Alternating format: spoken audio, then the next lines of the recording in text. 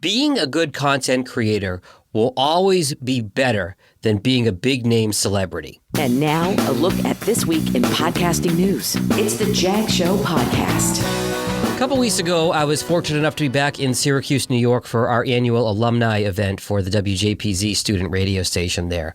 We had a fantastic keynoter. It was Beata Murphy, the new program director of KIIS FM in Los Angeles.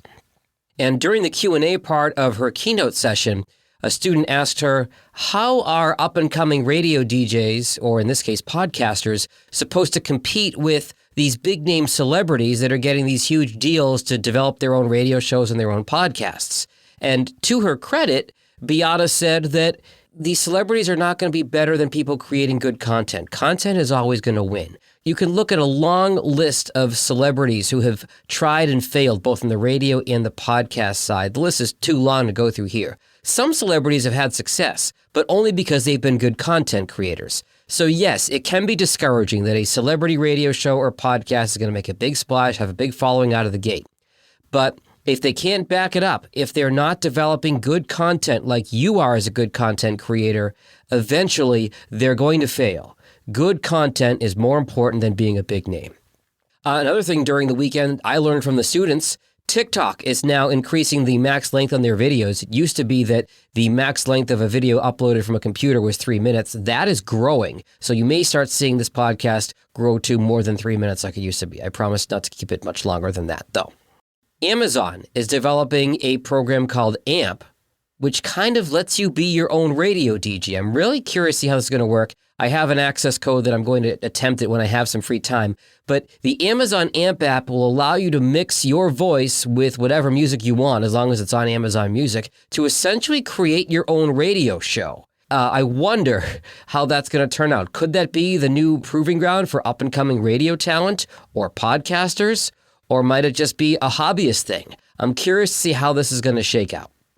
University of California, San Diego has a new study out talking about how headphone listening creates much more of an impact than listening over the speaker. When you think about it, the biology and the science is pretty straightforward. If you have somebody in your ears with AirPods or headphones or whatever it is, that is more of a direct line to your brain than a speaker from across the room. But there's actual science to back it up. Got a link to the study in today's show notes. Twitter is working on a podcasts tab. Some eagle-eyed developers have seen this. It makes sense. Facebook, in only a few months, has grabbed 0.5 percentage point of all podcast listening. Again, not a huge number, but significant for how recent they got into the game. And you know, if Facebook is having success with it, Twitter is going to be right on their heels. So keep an eye out for a podcast part of the Twitterverse.